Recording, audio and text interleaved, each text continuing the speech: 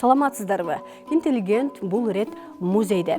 Кыргызстандын биринчи айыл чарбасы кайсыл жылдары кандай жол менен өнүгө баштаган?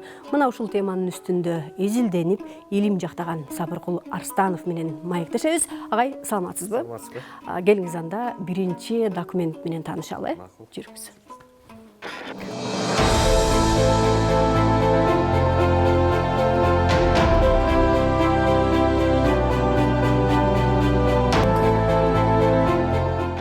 Мына бул жерде жер жөнүндө декрет турат. Бул Кыргызстандын айыл чарбасына байланыштуу эң алгачкы документ деп эсептеп койсок туура болот. Мына 1917 жылы октябрда октябрь революциясы болуп, совет бийлиги орногондон кийин совет бийлиги өзүнүн саясатын жүргүзүүнү баштап атат да. Анан совет өкмөтүнүн эң алгачкы эки негизги документ болгон, бири жер жөнүндө декрет, экинчиси тынчтык жөнүндө декрет. Мына ушул жер жөнүндө декретте жалпы совет өлкөсүнүн, анын ичинде ошол Кыргызстан дагы анын курамына кирет. Ушул өлкөдөгү агрардык маселелерди чечүү боюнча негизги принциптер кабыл алынган да. Мисалы, ушул жер жөнүндө декретке ылайык буга чейин ушул өлкөдөгү бардык жеке менчиктеги же жамааттык менчиктеги жерлердин бардыгы мамлекеттик деп жарыяланган да. Мамлекеттик деп жарыяланып, анан мамлекет ошол жерди жер аны иштеткендерге деген принцип менен бөлүү жөнүндө демилгелеген. Мындайча айтканда, ким канча жер иштеткенге мүмкүнчүлүгү болсо, ошончо жер алып иштетет, андан ашыкча жер алганга мүмкүн эмес деген саясат үстөмдүк кыла баштаган. Анан мына мен дагы ушул 1920-30 жылдарда Кыргызстандан агрардык саясаттын маңызы жана жыйынтыктары деген темада илимий изилдөө жасап, ошол бизде Кыргызстанда ошол совет мезгилинде алгачкы ошол айыл чарба багытындагы реформалар кандай жүргөн, кандай жыйынтыктарды берген, кандай жетишкендиктери же кесепеттери болгон, мына ушул багытта жаңы көз карашта ушул тарыхый анализ берүүгө аракет жасап, 2014 жылы ушул кандидаттык ишимди жактаганмын. Сабыркул Арстанов Ош мамлекеттик университетинин ишенген тарыхчыларынын бири. Окуу жайдын тарыхы мурда 1951 жылдан эсептелинип келсе, Арстанов 1938-39 жылдары мугалимдер институту болуп түзүлгөндүгүн тарыхый фактылар менен далилдеген. Быйыл Ошму 85 жылдыгын белгиледи. Анда сөзү башынан болсун, илимге кантип келип калды? Тарыхка болгон кызыгуум мектепте окуп жүргөндө эле башталган. 2-3 классыман баштап үйдө ошол тарыхый окуу китептери бар эле. Ошолорду барактап, аябай жакшы сүрөттөрү менен чыккан да мектеп окуу китептери. Ошолорду карап көрүп, анан сүрөттөрдү көрүп бүткөндөн кийин окуп, анан ушул мектеп мезгилинен тарых сабагына кызыккам. Анан эми кийин ошол насип экен Ош мамлекеттик университетинин тарых факультетинде окуп калдым. Биз окуп жаткан мезгилде биздин факультетте ошол мезгилде аябай бир күчтүү, мыкты профессордук окутуучулук курам иштеп аткан мезгил эле да. Илимдин докторлору, профессорлор, доценттер, аябай күчтүү мугалимдер сабак беришкен. Ошол мугалимдерден таасирленип, анан ошол студенттик мезгилде анан ушул тарых илимине кызыгуу башталды. Мен эң алгачкы бир илимий макалам жөнүндө айтып коеюн. Биз 2-курста окуп атканда 2001 жылы факультетте илим жумалыгы болуп, апрель айында. Анан мен Кыргызстандын чек ара маселелери деген темада доклад окуганмын да. Анан 2023 жылы биз анда 2003 жылы 4-курста окуйт элек Ош мамлекеттик университетинде эл аралык илимий конференция өткөн. Кыргыз мамлекеттүүлүгүнүн 2200 жылдыгына арналган. Ошол конференцияда да доклад окугам. Доклад окуп, анан ошол макалалар жарык көргөн да. Мен азыркыга чейин сактап жүрөм ошол. Эң алгачкы илимий макалам ошол студенттик форумга жарыяланган. Илимге кирүү үчүн макала жазып, доклад окуу жетишсиз. Андан да маанилүү жагдай устаттыктын улуу даражасына татыктуу илимий жетекчине таба алуу. Арстанов окуу жайдагы мугалими, тарых илимдеринин доктору Ташмамбет Кенесариевке жетекчи болуп бериңиз деген сунуш менен кайрылган. Окуумду сурады, кандай бүттүң деп. Жакшы окуп бүттүм. Кызыл диплом менен бүттүм десем, анан кайсы темаларга кызыгасың деп. Анан сүйлөшүп, анан ушул теманы берген да. Мен өзүм башка тема сунуш кылып барган элем. Ага Кыргызстан чек ара, ошол мезгилде чек ара маселелери өтө курч эле да. Чек ара маселелеринин тарыхын изилдейин десем, ал оор тема, саясий тема. Андан мындай толук так жыйынтык чыгара албайсың деп, анан ошол 1920-30 жылдардагы Кыргызстандын агрардык саясатынын маңызы жана жыйынтыктары деп тема берген. Ошол 20-30 жылдары Кыргызстандын аймагында жүргөн. Эми ал мезгилде жалпы Совет өлкөсү болчу, ошол Совет өлкөсү, анын ичинде Кыргызстандын аймагындагы айыл чарба тармагындагы реформалар. Ал мезгилде аябай чоң коомдук социалдык экономикалык реформалар жүргөн да бул багытта. Жер суу реформалары болгон, коллективдештирүү саясаты, кулакка тартуу саясаты, отурукташтыруу саясаты, ушулардын баардыгын жаңы көз карашта биз эгемендүүлүккө ээ болгондон кийин мурунку советтик идеологиялык цензура жок, жаңы көз карашта ачык так иликтеп жазыш керек, ошондой актуалдуу маселе бар деп анан ушул теманы сунуш кылып ушул багыттан иштеп калдык агай менен чогуу. Цензурасы жок, ачык так илим жактоо дегенде эмнени ойлодуңуз? Мен ошол илимий ишимди жактап атканда Бишкекте ошол диссертациялык советте тарыхчылар мени сындашкан. Бул багытта советтик мезгилде аябай көп эмгектер жарыяланган. 14 докторский иш, 42 кандидатский иш жазылган. Сен эмне алардан күчтүү болуп кеттиңби? Эмнеге бул теманы алдың? Бул тема толук изилденип бүткөн болчу депчи. Анан бирок илимий оппонентим Жеңиш Жунушалиев деген агай бар эле, профессор. Ал киши анан мен бул жигиттин ишин таанышып окуп чыкканмын. Бул жаңы көз карашта жазып атат. Совет мезгилиндеги илимий эмгектер ал жерде цензура бар эле да, ал жерде процессти толук кандуу чагылдыра алган эмес. Ошол партиянын саясатын, идеологияны, анан жүргүзүлгөн иш аракеттерин, жетишкен жактарына гана басым жасалып калган да. Анан бул жаңы иш болуптур деп анан мени коргоомо уруксат беришкен. Мисалы мен бир эле ушул факт айтып берейин. 1930 жылы январда Совет өкмөтү атайын токтом кабыл алганда туташ коллективдештирүү деген. Мындайча айтканда тез арада мамлекеттин аймагындагы ошол жеке чарбаларды коллективдүү чарбаларга бириктириш керек деген, колхоз совхоздорго. Анан аны 4 районго бөлгөн мамлекетти. Биринчи категориядагы мамлекеттин биринчи категориядагы райондорунда 1 жылдын ичинде коллективдештирүү аякташ керек.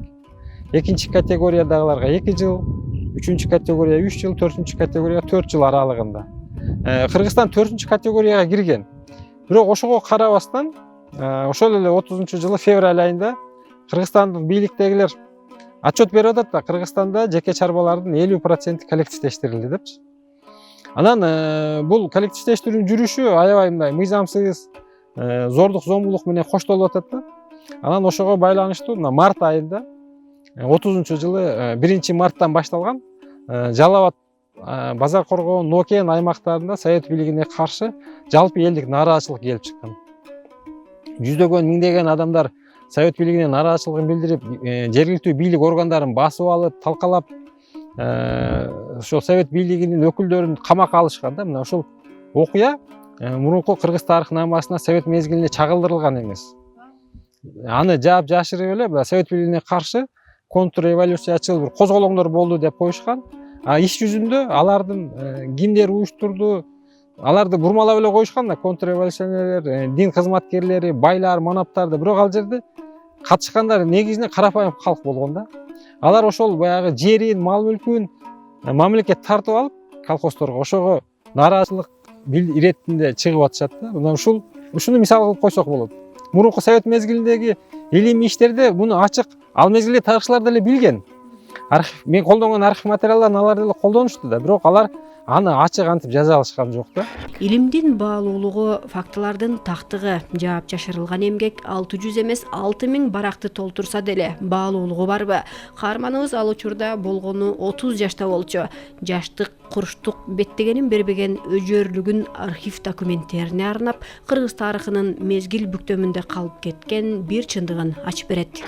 Эң негизгиси мына 20-30 жылдары биздеги агрардык саясат мындай күч колдонуу менен жүрүп калды да. Күч колдонуу менен коллективдештирүү жүрдү. Күч колдонуу менен кулакка тартуу саясаты жүрдү. Анан тилекке каршы бул тарыхтан биз сабак алышыбыз керек. Ошондой эле процесс мына 90-жылдары Советтер Союзу жоюлгандан кийин кайра тескерисинче жүрдү да. Бизде ошол коллективдүү чарбаларды, колхоз совхоздорду күч колдонуу жолу менен кайра таратып салдык да. Мурда күч колдонуу аны топтогон болсо, эми күч колдонуп таратып салдык. Ошону дагы мындай узак мөөнөттө этап менен ишке ашырышыбыз керек болчу. Анан мен ойлойм, мына тарыхчы катары мына 1920-жылдары ошо коллективдештерге чейин Совет өлкөсүндө, анчында Кыргызстанда кооперациялар тармагы, кооператив деп коебуз, ошол тармак аябай жакшы өнүккөн эле да.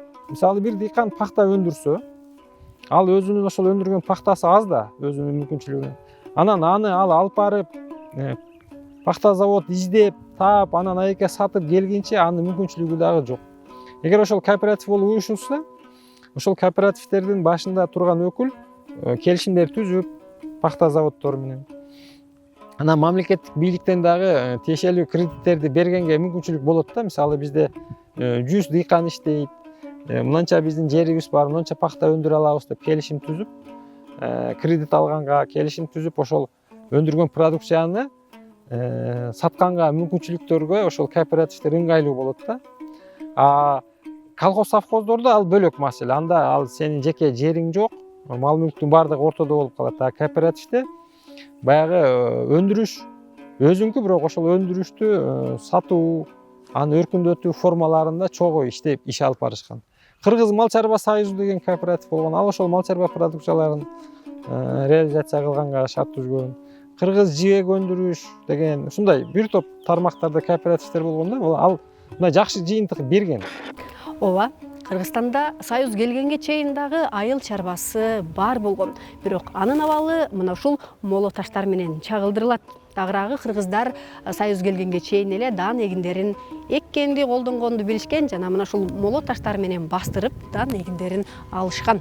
1923-жылы Кыргызстанга Россиядан 3 трактор келген. Ал Жалал Абад шаарына келген.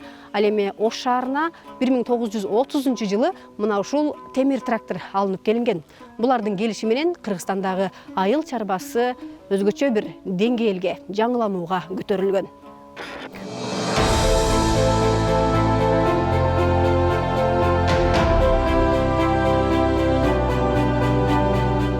Биз азыр мындай ойлойбуз да. Мурунтан бери эле ушундай да, мисалы Ошто байыркы мезгилден бери пахта эгилген, анан чүйдө кант кызылчасы эгилген, ноокатта же таласта тамеки эгилген депчи. Андай эмес. Ошол мына Совет мезгилинде 20-30-жылдары ошол агрардык тармактагы реформалардын натыйжасында жерлерде илимий изилдөө мекемелери түзүлүп иштей баштаган. Мисалы Кыргызстанда да 1930-жылы Кыргыз дыйканчылык институту, Кыргыз мал чарба институту деген илимий мекемелер ачылган. Алар ошол Кыргызстандын аймагында, мисалы айыл чарбасында, кайсыл аймактарда эмне продукция өндүрсө жакшы өсөт деп баягы атайын тажрыйбаларды жүргүзүп, изилдөөлөрдү жүргүзүп, анан ошол көп жылдык изилдөөлөрдүн натыйжасында анан айыл чарбасына рекомендацияларды беришкен. Ошол себептен анан мына ошол 1930-жылдардан баштап Чүй аймагында кант кызылчалары эгилип, анан 1933-жылы жана кант заводу ачылып, анан кант шаары негизделип атпайбы? Ушул ага чейин кант кызылчасы биринчи серине эле эгилген да. Керек болсо ошол чүйдө пахта да эгип көрүшкөн. Пахта эгип, бирок пахта тиешелүү жыйынтык бербей калган үчүн аны токтотушкан. Союз таркашы менен капитализм башталды. Жер, суу, ишкананын баары таламайга түшөт. Илимий институттар талкаланып жок болду. Калган каткандар менен эптеп изилдөө жүргүзгөн окумуштуулардын эмгегин сурамак түгүл угуп койгон адам жок болгон. Суроо талап жок болгон соң илим жактоо, аты супсак, капчыгы кургак жөн гана убарагерчиликке айлана баштайт. Мен негизи ошол кандидаттык ишти жактагандан кийин докторлук иш кылбаймын деп чечтим эле да. Себеби чын эле мындай аябай бир кыйынчылыктар болду. Анан мындай бюрократиялык процесстер бар болчу да. Анан ошентип мен бир 3-4 жыл көңүл бурбай койдум. Анан жетекчим урушуп, анан 2018-жылы жаңы тема бекиткенбиз. Ошол 1930-50-жылдарда ошол агрардык тармакка байланыштуу репрессияланган адамдардын тагдыры деген тема алганбыз да. Ошол кулакка тартылып, башка жакка айдалган кыргызстандыктар, алардын кийинки тагдырлары тууралуу. Анан тилекке каршы мындан 3 жыл мурун жетекчим каза болуп калды. Ошо жетекчим бар мезгилде ал ошол багыт берип, анан тез сурап, тапшырмаларды коюп, анан кандайдыр бир илимий конференциялар болсо, ошол жакка чакырып, анан сөз жаңы темада даярданып келгиниң деп тапшырмаларды берип турат эле да. жумушту алдыга түртүп турат эле. Эми агайы жок тилекке каршы андай илимге тартып аткан дагы мындай мотивация бир аз не болуп калды да. Ошол себептен дагы созулуп кетти иш. Анан дагы башка себеби бар. Мен мына университетте жетекчилик структураларда иштеп калдым да. Ошо кандидаттык жактап келгенден кийин факультетте иштедим. Анан университетте окуу бөлүмүндө иштедим. 2 жолу проректор болдум. Анан акыркы 5 жылдан бери ушул факультетте декан болуп иштеп, мындай структура жетекчилик тармактагы бир топ артка тартып коет экен да. Себеби бош убакыт болбой калат. Бош убакыт болгондо мүмкүнчүлүк болбой калат. Ушундай болуп баягы жылышып келдим, буюрса быйыл. Анан баягы процесс дагы жөнөкөйлөштү да. Мурункудай баягы бюрократиялык тоскоолдуктардын баары көбү четтетилди. Азыр илим жасаганга процедуралар оңой болуп калды. Азыр биздин жаштарыбыз кандидаттык иштерди жасап атышат. Ошол процедураларды биз өзүбүз башыбыздан өткөргөн процедуралар менен салыштырсак азыр аябай жеңил болуп калды. Анан докторлук ишти дагы мурун аябай оор болчу. Жана докторлук ишти жазыш, аны изилдеп бир жыйынтык чыгарыш ал бөлөк маселе. Анан ошол даяр ишиңи алып барып өткөрүп келиш дагы өтө татаал болчу да. Ошол процесстер азыр жеңилдеп, мына биздин айрым коллегаларыбыз чыгып атышат, карап көрсөк жеңил болуп калыптыр. Эми буюрса бизде мына жакында жетекчилик кызматтарды тапшырып бердик. Эми буюрса ушул багытка буга чейин эми чогулткан материалдарыбыз бар. Ошолорду карап, дагы кошумча иликтөөлөрдү жүргүзүп, анан жакынкы дегенде деле бирок 2-3 жыл аралык өтүп кетет. Ушул аралыкта жыйынтыктайбыз деген оюбуз бар. Өлкөдө айыл чарбасы да, илим тармагы да жандануу алдында турат. Өкмөт жогорку окуу жайларга каржылык эркиндик берип, өндүрүш менен тыгыз иштешүүнү талап кылууда. Чымчык сойсо да касапчы сойсун дейт эмеспи? Божомолдоп айтса да ошол тармакты изилдеген окумуштуулар сүйлөсүн. Чын эле өзү айыл чарбасы азыркы мезгилде дүйнө жүзүндө приоритеттүү эмес. Мисалы өнүккөн өлкөлөрдө ошол жалпы өлкөнүн ички дүң продукциясын алсак, айыл чарбасы мүмкүн 4-5% түзүшү мүмкүн да. Бирок биздин Кыргызстан үчүн өзгөчөлүк бар. Себеби Кыргызстан агрардык мамлекет. Бизде калктын 65% айыл жеринде жашайт. Алар каалайбы, каалабайбы ошол айыл чарбасы менен алектенет да. Айыл чарбасы менен алектенет. Ошон үчүн бизде жалпы өлкөнүн экономикасында айыл чарбасынын ролу төмөн болгону менен жалпы калктын жашоо турмушунда айыл чарбасынын ролу чоң. Анан ошол үчүн бизде айыл чарбасына өзгөчө басым жасалыш керек. Айыл чарбасы дүйнөдө бардык жерде дотация деп отурат. Айыл чарбасынан мамлекет экономикалык пайда көрбөйт, бирок ошол айыл чарбасы бул ошол мамлекеттин коопсуздугун камсыздаган тармакта. Мисалы, ошол айыл чарбасы аркылуу өндүрүлгөн продукциялар ошол мамлекеттин тамак аш коопсуздугун камсыздайт. Мамлекет ошол өзүнүн коопсуздугунун эң негизги приоритети катары айыл чарбасына көңүл бурат да. Бизде дагы ошондой саясат жүрүш керек. Союз мезгилин канчалык сындабай эле Кыргызстан эгемендүүлүк алганга чейин агрардык системаны жолго койгон күчтүү агрардык мамлекеттердин бири болгон. Азыркы учурда дыйкандарга канчалык колдоо көрсөтүп, насыяларды бергени менен ар ким өз алдынча аракеттерди кылат, бирок матыштаптуу жыйынтыкты мамлекет көрө албай келет. Андыктан дыйкандардын башын бириктирген кооперативтерди уюштуруу бул тарыхтын сабагыдыр. Ушуну менен интеллигенттин бул чыгарылышын жыйынтыктаймын. Урматтуу телекөрүүчүлөр, саламатта туруңуздар.